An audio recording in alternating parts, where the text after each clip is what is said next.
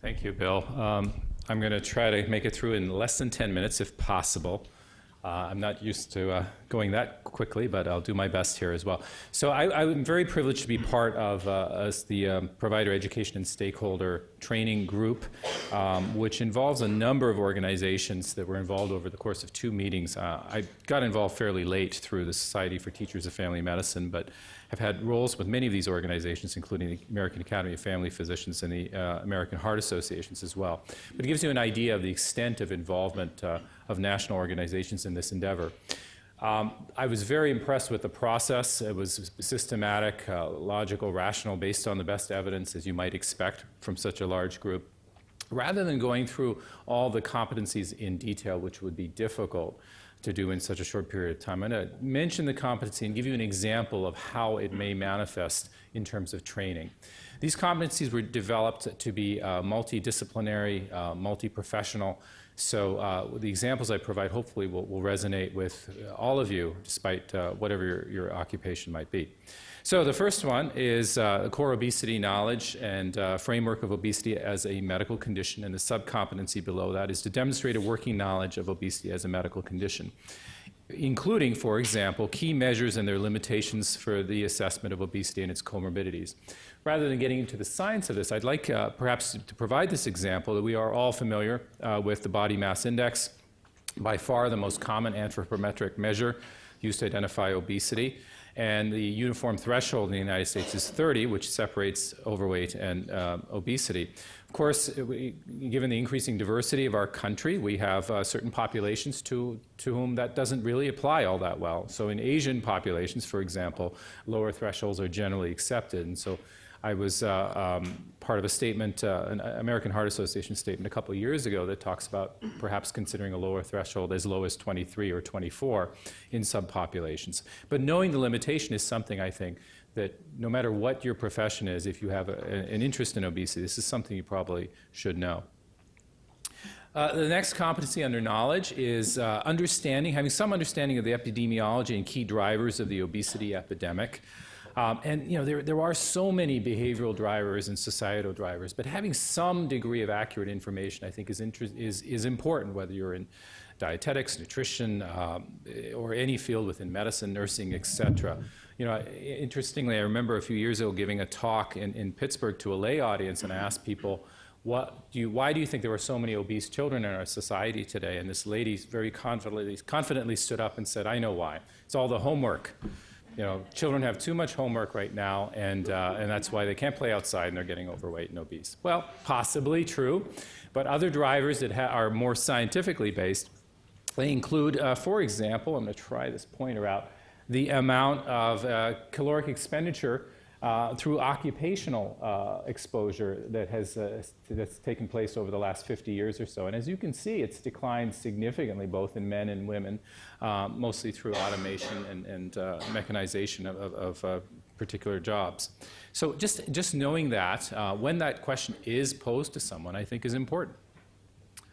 So disparities is something that I'm very interested in. So disparities and inequities in obesity prevention and care, and understanding these is a core competency. And more specifically, we want practitioners to describe the disparate burden of obesity and approaches to mitigate it, explain the role of inequities associated with or determinants of obesity and its outcomes. So it's not enough to know that there are disparities in the prevalence of obesity. We've heard a lot about that at the outset. It is important, of course, to know that, but I think you need to go one step further to perhaps explore what might be some potential causes. Now, I'm not saying this is the leading cause, but this is just a chart from the, I believe it's from the CDC, that talks about the percentage of Americans living in communities, usually defined within 1 square mile or so of a supermarket. And you can see there's a significant disparity between white and African Americans.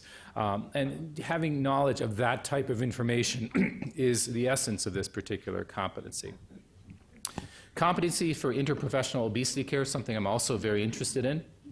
And this was a core theme behind the provider education and stakeholder group.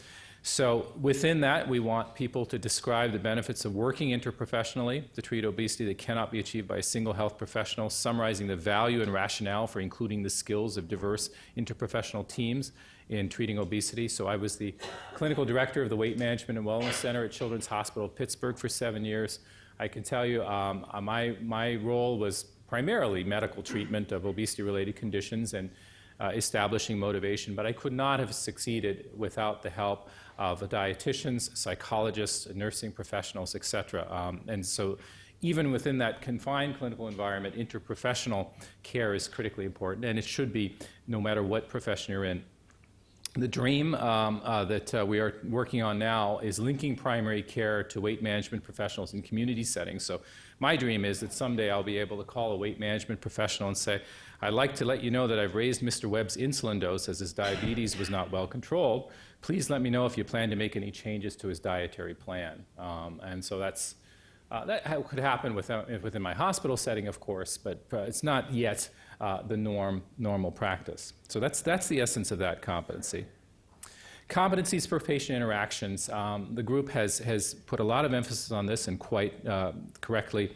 So language to use or avoid overweight rather than fat, that's a fairly obvious one. Using patient-centered communication when working with individuals with obesity and others. Discuss obesity in a non-judgmental manner, using person-first language in all communications. Spend a lot of my time training primary care physicians, mostly general pediatricians, in how to manage obesity, but also adults as well. And there's been some research literature on this, and some that's been written in terms of expert consensus. There's an American Heart Association statement from 2011, which I led, which discusses some of these strategies. But I think Arya Sharma, who was up at McMaster in Canada, has talked about asking permission. So this might be an easy way for you to do this. And again, this is not profession specific. You don't need to be a physician. You can say, I'm concerned about your weight and its impact upon your health. Would it be okay if we discuss this? And that's one of the strategies he recommends. My strategy that I promoted for years is opening the door with children. So the flack I got as an obesity clinic director for children for years when I went out to speak to primary care docs was that it was easy for me to talk about it, because by the time they come to me, they already know they've got the problem, and they have the difficult task of raising the issue. So one strategy we collectively came up with was to say something like, I want to let you know that I'm concerned because your daughter's BMI percentile is 98. What does that mean? You don't let the parent take a breath. You go, it means that she's at a higher weight than the majority of girls her age. This puts her at risk for problems such as diabetes and high blood pressure. Is this something that concerns you as well? Is this something you would like to work on together? In the many years of promoting that approach, no one has yet said no. Okay? And then you can talk about the other aspects of obesity care. But it's a very gentle approach. It expresses concern. It uses respectful language. Recognition of weight bias and stigma is critically important. The ultimate example is Gina's score, which is a story that I think has faded from most people's memory. So Gina was a 14-year-old girl in 1999 when she was sent to a boot camp in South Dakota. She had obesity. She was about 5 foot 4 inches tall and 226 pounds, and was sent on a forced run on a very hot day for about 3 miles. She quickly fell behind the other girls. Nobody looked to see how she was doing. On the way back of the run, of course, the counselors and the other girls found her face down on the ground about halfway up the trail. Nobody called 911. She was foaming at the mouth, and finally somebody did something, and she died a few hours later. And I always point out that story, I think, to show that, had she been a slender girl, had she been of a different ethnicity or a different background, I think somebody would have done something. But she faced the ultimate humiliation and, of course, the ultimate consequence. Employ strategies to minimize bias towards people with obesity and recognize and mitigate the biases of others. Here's an example that comes from real life. One of our residents a few years ago in Chicago had offered a slender patient coping with, elderly patient coping with knee arthritis, a steroid injection. A very similar patient who was obese was told simply that she needed to lose weight, even though that the treatment could have benefited her as well. Patient interaction, accommodating people with obesity, something that takes some practice. Privacy, respectfulness are critically important. The Wi-Fi scales are something that are increasingly popular to transmit weight automatically to healthcare professionals, something to consider. Waist circumference should be evaluated routinely. in some populations. That's the AHA recommendation. Motivational interviewing and practicing this on a regular basis. So let's say you have a family that consumes a great deal of fast food, and the head of the household, whether it's the wife or the father or whoever it happens to be, says, we're having trouble giving up the fast food. And you could respond by saying, it's pretty simple, get to the grocery store once a week and give up fast food. That's our traditional knee-jerk response. Or you could roll with resistance to facilitate a better relationship and a better long-term outcome by saying something like, I guess I understand. You find it hard to make the time to shop and cook meals and find fast food a lot more convenient. I guarantee you will get a better response from the patient and more engagement as you go forward. And finally, special concerns. We spent quite a bit of time, Bill, I think, on this competency at our meeting last month. Provide evidence-based care services for persons with obesity comorbidities. Here's an example. Now, it's not the ideal example, but it's the best I could come up with at the time. So you have an 8th grader, Jamie, who's sent to the school nurse's office after she struck her head on the edge of her desk and suffered a small bruise. Upon questioning, she says that she hit her head when she inadvertently fell asleep in class, and she says this happens quite a lot. She feels tired most of the day, and she doesn't get a good night's sleep. She tells the nurse that her younger brother, with whom she shares a room, always complains that she snores.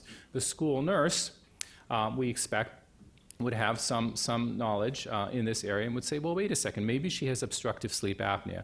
And she speaks to Jamie's parents, who in turn seek appropriate evaluation and care. So that's the very basic level that we would expect from people who are concerned about this issue. So I am 1 minute over, Bill. Thank you very much.